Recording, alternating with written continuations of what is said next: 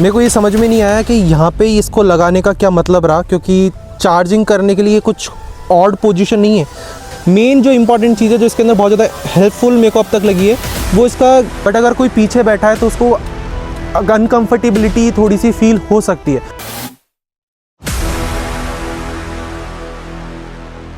Hello and welcome to my YouTube channel, my name is Deepesh. तो आज अपन बात करने वाले हैं एक लेजेंडरी बाइक के बारे में जो कि ऑफर होती है अपन को रॉयल एनफील्ड की तरफ से। तो कई लोग जो हैं, कई भाई लोगों ने गैस भी कर लिया होगा कि अपन किस बाइक के बारे में बात करने वाले हैं। तो अपन बात करने वाले हैं क्लासिक 350 के बारे में। तो आज अपन एक डिटेल रिव्यू कवर करने वाले हैं क्लासिक 350 के बारे में। इस वाली जो वीडियो के अंदर अपन कवर करेंगे कि क्या क्या उसके स्पेसिफिकेशंस हैं इंजन से रिलेटेड और क्या वो रिलायबिलिटी वाले कुछ इशूज़ हैं या नहीं है। और मैं बात करने वाला हूँ कि आपके लिए कंफर्टेबल रहने वाला है सिटीज़ के लिए। और लास्ट में अपन एक क्वेश्चन जो बहुत ज़्यादा इंपॉर्टेंट होता है आप सभी के लिए कि आप लोगों को खरीदना चाहिए या नहीं खरीदना चाहिए।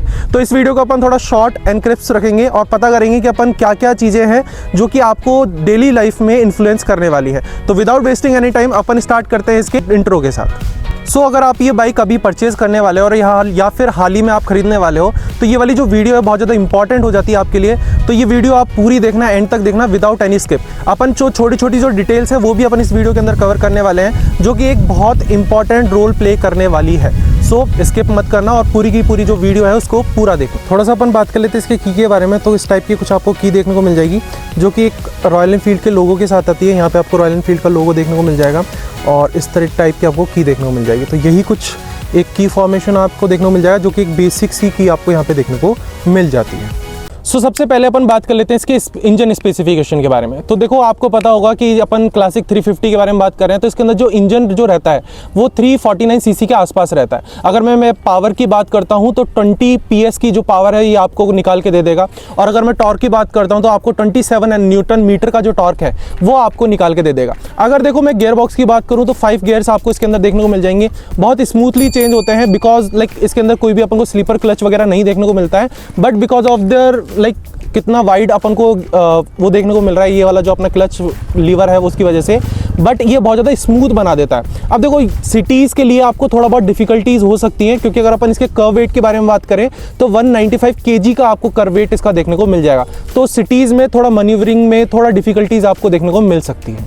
नेक्स्ट अपन बात कर लेते हैं स्ट्रोक्स के बारे में। तो ये अपनी जो बाइक है ये एयर कूल्ड और 4 स्ट्रोक जो इंजन है वो आपको देखने को मिल जाता है। डबल स्पार्क प्लग्स अपन को देखने को मिल जाते हैं इसके अंदर और एक कंप्लीट कंबशन और एक अलग साउंड का प्रोडक्शन ये आपको इंजन करके दे देगा। सो अभी तक अपन ने बात कर ली है, सारे जो इंजन स्पेसिफिकेशन थे वो अपन ने कवर कर लिए हैं। नेक्स्ट अपन कवर करने वाले हैं इसके डिज़ाइन के बारे में। तो डिज़ाइन इसकी बहुत अच्छी आपको देखने को मिल जाती है। खासकर जो रॉयल एनफील्ड है उसने अब तक इतने ज़्यादा चेंजेस वगैरह नहीं किए हैं, बट जो बेसिक जो चेंजेस हैं वो अब तक ये लेके आई है। अगर आप पूरे मॉडल्स अगर आप देखोगे तो इतना कोई मेजर डिफरेंस आपको अब तक देखने को नहीं मिलेगा क्योंकि एक पूरी की पूरी लीनिएज ये कैरी करती है जो इसको एक मार्केट में अलग रुतबा या फिर बोल सकता है एक अलग ऑरा आपको प्रोवाइड कराने का यहाँ पे काम कर जाती है। सो अपन डिज़ाइंस के बारे में बात करें तो सबसे पहले अगर अपन देखें तो फ्रंट फेशिया के बारे में अपन बात कर लेते हैं। तो देखो, फ्रंट में आपको LED हेडलैम्प्स जो हैं वो आपको देखने को मिल जाएंगे। साथ साथ में आपको ये फॉलो मी जो लाइट्स होती हैं वो दोनों तरफ आपको देखने को मिल जाएगी। तो एज सच इसका कोई यूज़ नहीं है, बट अगर मैं बात करूँ हेडलैम्प्स की तो एक आपको डिसेंट अमाउंट ऑफ जो रोशनी है या फिर मैं बोल सकूँ लाइट है वो आपको देखने को मिल जाएगी। साइड में आपको इंडिकेटर्स देखने को मिल जाएंगे, दोनों ही साइड में इंडिकेटर्स देखने को मिल जाते हैं। अगर मैं बात करता हूँ साइड व्यूज़ की तो आपको दोनों में ही जो डिस्क ब्रेक्स हैं वो देखने को मिल जाएंगे और आपको शॉकर देखने को मिल जाएंगे जो कि अपना टेलीस्कोपिक जो सस्पेंशन है वही आपको यहाँ पे देखने को मिल जाते हैं। अगर मैं बात करता हूँ नेक्स्ट साइड प्रोफाइल के बारे में तो बेसिक जो चलता आ रहा है इसके अंदर आपको रॉयल एनफील्ड की बैजिंग मिल जाएगी यहाँ पे, और यहाँ पे भी अपन को रॉयल एनफील्ड की बैजिंग मिल जाती है। भाई ने यहाँ पे थोड़ा इसको ब्लैक एंड वाइट करा रखा है, बट यहाँ पे आपको ये कुछ इंजन का परफॉर्मेंस है या फिर बोल सकता हूँ इंजन का थोड़ा बहुत जो डिज़ाइन है वो आपको देखने को मिल जाएगा।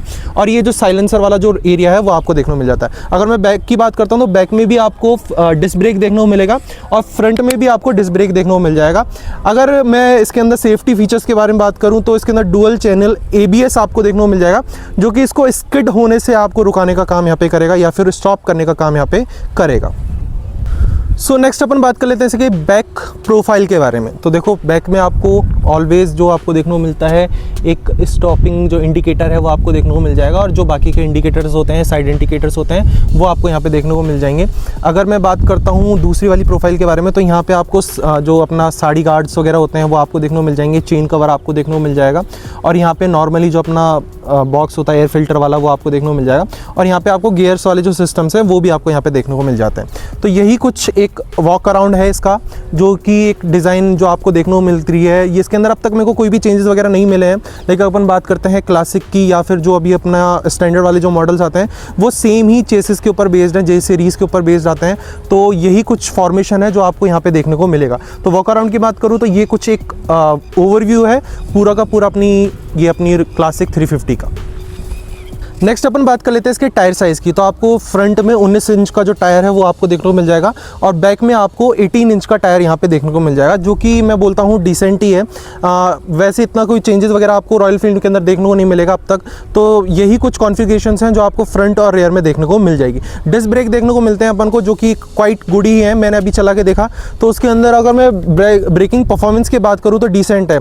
फ्रंट वाला भी थोड़ा इम्प्रूव हो सकता था, बैक वाले में भी थोड़ी इंप्रूवमेंट की ज़रूरत है, क्योंकि इतना ज़्यादा जो कर्वेट ये कैरी करती है तो मेरे को ऐसा लगता है कि जो ब्रेक्स हैं वो स्ट्रगल करते हैं इसको रोकने के लिए। अगर मैं हाई स्पीड की बात करूं, अगर आप हाई स्पीड में इसको चला रहे हो तो ब्रेक्स थोड़े नाकाफ़ी से साबित होते हैं, क्योंकि अगर आप हाई स्पीड में अगर ब्रेकिंग वगैरह करोगे तो मे बी द चांसेस कि ये उस पोजीशन पे ना रुके जहाँ पे आप रोकना चाहते हो। बट अगर मैं लो स्पीड्स की बात करूँ तो बहुत अच्छा है। अगर आप 60 के अंदर राइड करते हो, 70 के अंदर चलाते हो तो बहुत अच्छा परफॉर्मेंस आपको निकाल के देंगे ये। अगर मैं फ्रंट सस्पेंशन की बात करूँ तो आपको 41 mm के सस्पेंशन आपको देखने को मिल जाएंगे, और बैक में आपको वही जो अपने नॉर्मल सस्पेंशन होते हैं वो आपको देखने को मिल जाते हैं। अगर मैं इसकी कंफर्टेबिलिटी की बात करूँ तो डिसेंट है। अगर आप हाई स्पीड पे क्रूज़ करते हो, फिर आपको कोई बम वगैरह आता है या फिर कोई भी झटका वगैरह आता है तो वो गाड़ी ये ट्रैवल करने वाली है। बट अगर आप थोड़ी कम स्पीड पे हो और नॉर्मली चल रहे हो तो इतने ज़्यादा आपको गड्ढे वगैरह फील नहीं होने वाले हैं। तो हाँ, मैं बोल सकता हूँ क्वाइट गुड वाली जो स्टैंडर्ड है वो ये मेंटेन करके आपको यहाँ पे दे देगी।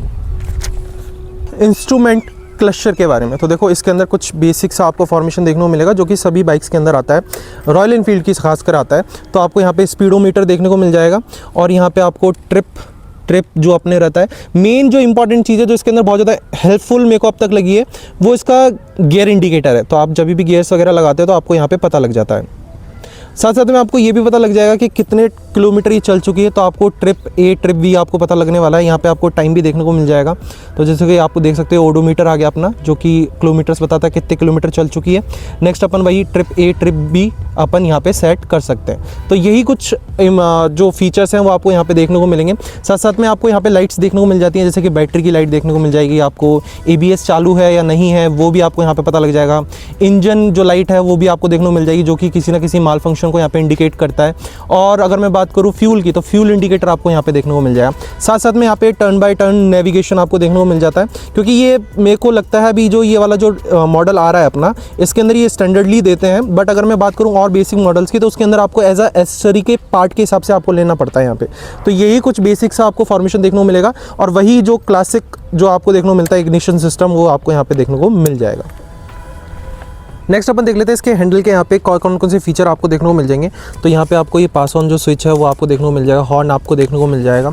साथ साथ में आपको यहाँ पे इग्निशन आपको देखने को मिल जाता है, और वही जो हज़ार्ड लाइट वाला जो इंडिकेटर है वो आपको यहाँ पे देखने को मिल जाएगा। तो ये कुछ बेसिक से चीज़ें हैं जो आपको देखने को मिल जाती है। साथ साथ में आपको यहाँ पे जो अपने MID है उसको कंट्रोल करने के लिए बटन देखने को मिल जाता है, और यहाँ पे बहुत छुपा के आपको दे रखा है ये चार्जिंग पोर्ट। तो ये छोटा सा चार्जिंग पोर्ट है वो आपको देखने को मिल जाएगा। मेरे को ये समझ में नहीं आया कि यहाँ पे इसको लगाने का क्या मतलब रहा, क्योंकि चार्जिंग करने के लिए कुछ ऑड पोजीशन नहीं है। तो और भाइयों को भी अगर ये थोड़ी सी ऑड पोजीशन लगती है तो मेरे को कमेंट सेक्शन में ज़रूर बताना। साथ साथ में इसके अंदर आपको इंट्रोड्यूस हो जाते हैं एडजस्टेबल लिवर्स। तो यहाँ पे आपको ये कुछ एडजस्टेबल लिवर्स आपको देखने को मिल जाते हैं, जो कि लाइक मैं बोल सकता हूँ थोड़ा कंफर्टेबिलिटी को बढ़ाने का यहाँ पे काम करते हैं। बाकी की अगर मैं बेस वेरिएंट्स के बारे में बात करूँ तो यहाँ पे आपको ये एडजस्ट करने वाले जो लिवर्स हैं वो आपको देखने को नहीं मिलेंगे, आपको नॉर्मल ही यहाँ पे देखने को मिल जाते हैं। तो ये कुछ चीज़ें हैं। यहाँ पे आपको वही पिस्टन का जो सिलेंडर है वो आपको देखने को मिल जाएगा, और इसी तरीके से आपको इस गाड़ी का फॉर्मेशन यहाँ पे देखने को मिलता है। तो यही कुछ है इसके अंदर बेसिक सी चीज़ें जो आपको देखने वाली हैं। नेक्स्ट अपन बात कर लेते हैं इसकी सीट हाइट के बारे में, इसके कंफर्ट के बारे में, चलाने में कैसी है और कैसा इसका परफॉर्मेंस है हाईवेज़ के ऊपर या फिर सिटीज़ के ऊपर। सो नेक्स्ट अपन बात कर लेते हैं मोस्ट इंपॉर्टेंट थिंग जो कि रहने वाली है इसकी सीट हाइट। तो सीट हाइट इसकी आपको 805 mm के आसपास आपको देखने को मिल जाएगी, जो कि मैं बोलता हूँ बेसिक है या फिर बोल सकता हूँ एकदम एवरेज है। जितने भी शॉर्ट राइडर्स हैं उनके लिए ठीक रहने वाली है, लॉन्ग राइडर्स हैं जिनकी थोड़ी सी हाइट ज़्यादा है उनके लिए भी ठीक रहने वाली है। अगर मैं इसकी कंफर्टेबिलिटी की बात करूँ तो देखो इसके अंदर जो अपना फुट पैक है वो आपको फ्रंट में देखने को मिल जाता है, तो ऐसा कंफर्टेबिलिटी या चलाने के ऊपर आपको कोई दिक्कत नहीं देखने को मिलेगी। सीट हाइट परफेक्ट है, ऐसा कोई दिक्कत आने वाली आपको है नहीं। बात कर लेते हैं इसकी ग्राउंड क्लियरेंस के बारे में। तो 107 mm का आपको ग्राउंड क्लियरेंस देखने को मिल जाएगा, जो कि डिसेंट है अगेन, क्योंकि देखो ये आप कहीं पे ऑफ रोडिंग करने तो लेके नहीं जा रहे हो, है ना, तो ऑफ रोडिंग के बेसिस पे नहीं है। कहीं आप सोच रहे हो कि भाई इस ढांचे से उस ढांचे पे कुदा दूँ, तो ऐसा कुछ होने वाला नहीं है। तो ग्राउंड क्लियरेंस आपको डिसेंट देखने को मिलने वाली है। सिटीज़ में कंफर्टेबल रहेगा। अगर हाँ आपको थोड़ी बहुत लाइक ऑफ रोडिंग वगैरह करनी है तो थोड़ी बहुत चल जाएगी, है ना। एक जो फुटपाथ है दूसरे फुटपाथ पे कुदाने के लिए ठीक है, बट कुदा मत देना आप, बट ठीक है। एज एवरेज की अगर मैं बात करूं तो जो ग्राउंड क्लियरेंस है वो ठीक है। थोड़ा बहुत इंप्रूवमेंट हो सकती थी, बट ठीक है। नेक्स्ट अपन बात कर लेते हैं इसके माइलेज के बारे में। तो अगर आप हाईवेज पे क्रूज करते हो तो आराम से 35 से 40 के बीच में आपको माइलेज निकाल के दे देगी। अगर मैं बात करता हूँ सिटीज़ में बम्पर टू बम्पर ट्रैफिक की अगर मैं बात करूँ तो आपको 30 से लेके 35 के बीच में या 30 से 35 के बीच में आपको माइलेज देखने को मिल जाएगा, जो कि इस गाड़ी के इंजन के हिसाब से डिसेंट है। जो ये टॉर्क डिलीवर करती है उसके लिए डिसेंट है। अगर आप थोड़ा भगाओगे खींचोगे तो इसकी कोई गारंटी नहीं है, आपका जो माइलेज है वो ड्रॉप भी कर सकता है। तो नेक्स्ट अपन बात कर लेते हैं इसके पॉजिटिव पॉइंट्स के बारे में। तो पॉजिटिव पॉइंट के अंदर अगर मैं बात करूँ तो सबसे पहले आ जाता है इसकी बिल्ड क्वालिटी। तो एक रॉयल एनफील्ड की अगर मैं बात करूँ तो शुरुआत से ही एक पक्का लोहा या फिर बोल सकता हूँ पूरा एक प्योर लोहा आपको देता आ रहने वाला है। तो एक बिल्ड क्वालिटी बहुत इंपॉर्टेंट रोल प्ले करती है, तो बिल्ड क्वालिटी बहुत अच्छी है इसके अंदर।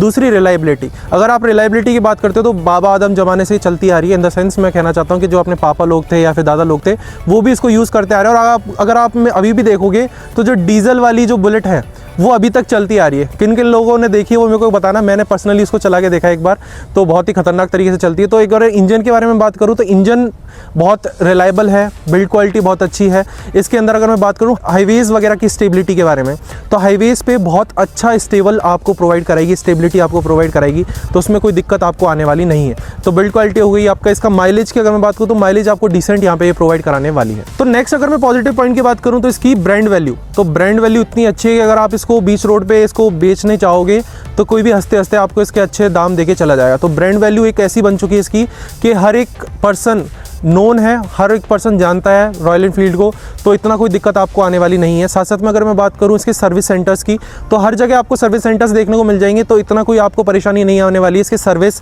या फिर इसके पार्ट से रिलेटेड। माना कि थोड़ी सी एक्सपेंसिव चली जाती है इनकी सर्विस, बट इतने बड़े इंजन और इतनी भारी गाड़ी के लिए इतना जो अपन खर्च कर रहे हैं वो इनफ भी है, तो इतना कोई प्रॉब्लम आपको इसके अंदर देखने को नहीं मिलने वाली है। नेक्स्ट अपन बात कर लेते हैं इसके नेगेटिव पॉइंट्स के बारे में। सो नेक्स्ट अपन बात कर लेते हैं इसके नेगेटिव पॉइंट्स के बारे में। तो अगर मैं नेगेटिव पॉइंट्स की बात करता हूं तो सबसे पहला तो आ जाता है इसका माइलेज। तो माइलेज थोड़ा ऐसे ही रहता है, आपको डिपेंड करता है आपकी राइडिंग वाली क्वालिटीज़ के ऊपर, तो आप कैसे चला रहे हो उसके ऊपर भी डिपेंड करता है। नेक्स्ट मैं बात कर लेता हूँ इसकी जो अपना कंफर्ट है उसके बारे में बात कर लेता हूँ। तो कंफर्ट में थोड़ा बहुत आपको प्रॉब्लम आ सकती है, मेनली जो पीछे बैठा हुआ है। फ्रंट वाला जो है जो राइडर है उसको इतनी ज़्यादा दिक्कत नहीं आने वाली है, बट अगर कोई पीछे बैठा है तो उसको अनकंफर्टेबिलिटी थोड़ी सी फील हो सकती है। तो बैक सीट में मेरे को लगता है कि थोड़ा बहुत ये ब्रॉड होनी चाहिए थी, थोड़ा सा कंफर्ट का मामला इसके अंदर होता ही है।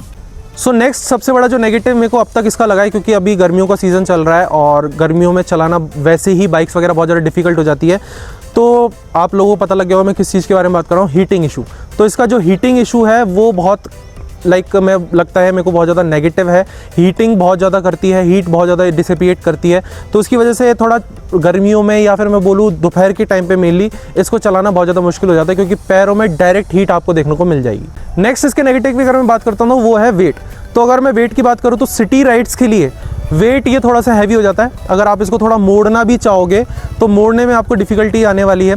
दूसरे मैं बात कर लेता हूँ इसकी मेंटेनेंस कॉस्ट के बारे में। तो मेंटेनेंस की अगर मैं बात करूँ तो देखो पहली जो सर्विस होती है वो कुछ 500 to 700 किलोमीटर्स के बीच में होती है, और फिर जो इसकी सेकंड सर्विस होती है 5000 के बीच में होती है, और जो नेक्स्ट थर्ड सर्विस होती है वो कुछ 10,000 किलोमीटर्स के आसपास होती है। तो देखो वैसे शुरुआत की जो 3 सर्विसेज होंगी वो तो काइंड ऑफ फ्री होती है। फ्री इन द सेंस मेरा कहने का मतलब है कि जो लेबर कॉस्ट है वो फ्री रहती है, बाकी के सारे चार्जेस आपसे लिए जाएंगे।